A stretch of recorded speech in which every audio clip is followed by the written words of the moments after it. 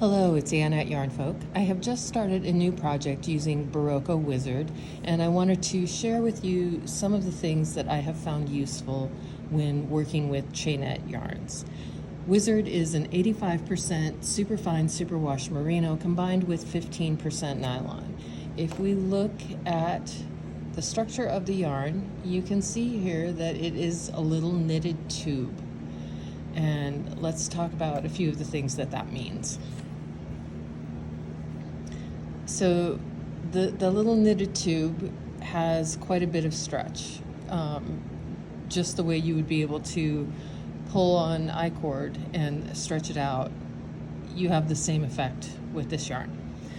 One of the things I have found that to mean is that it is extra important to let your tools control the size of your stitch. This is generally true, but especially with this chainette, we don't want to introduce excess tension on the yarn.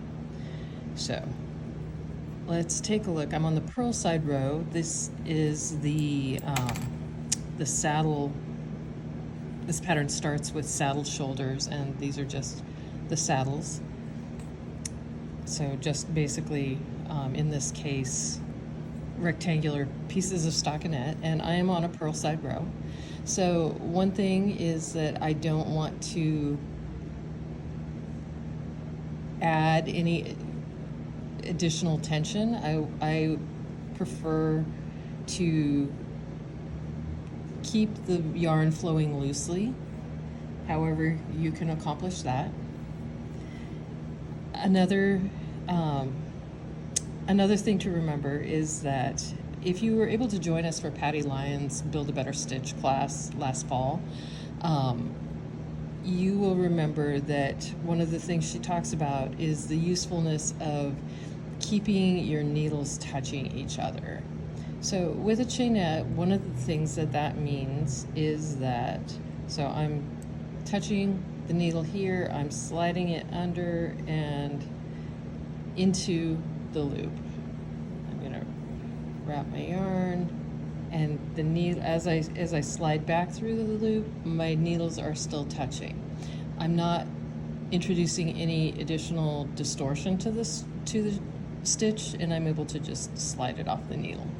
If I keep those needles touching and close together, that's introducing less excess yarn into my stitch. And the other thing it is preventing is it's preventing me from spearing the yarn itself. So this is a consideration with chainette yarns. It's also a consideration with a lot of plant-based yarns because plant fibers don't stick to each other the way that animal fibers do. So even if you have a plant-based yarn that has a fairly tight twist, you can still get your needle in between the plies of the yarn when you don't want to. And using this technique of making sure that your needles are touching really helps you to go into the stitch itself as opposed to the yarn that makes the stitch. So there's that. As I'm sliding the stitches off the needle, I want them to be on the biggest part of the needle, and I should be able to slide the needle easily.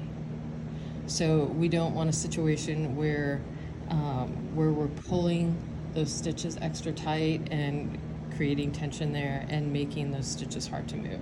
So we really want them to be the exact size of the needle. On that subject, with chainettes, I have typically found that I need to go up a needle size. So the stitch gauge for this pattern is 17 stitches over 4 inches.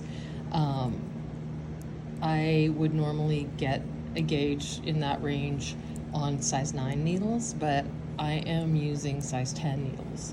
And in this particular instance, I actually swatched the yarn first to find the gauge that I liked and then chose the pattern after that. So,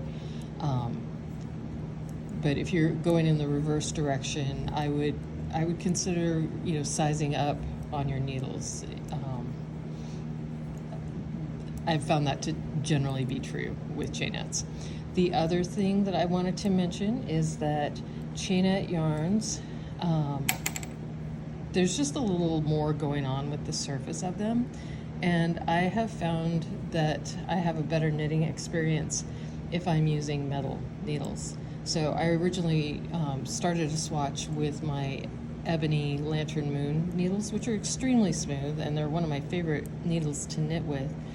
But I quickly decided that there was too much drag with wooden needles and switched over to Addy Turbos, rockets, and that is giving me the opportunity to limit the amount of stretch that I'm putting on the yarn. So just a few thoughts about chainettes, and I would invite you to give Wizard a try. It has lots of colors in every ball. You can kind of see this colorway is Jasper, and you can see that it's got reds and blacks and pinks and all kinds of stuff going on here. There are other colorways that have even more different colors in them. Very squishy, lots of good yardage in each ball, and a pleasure to knit with. Have a great day.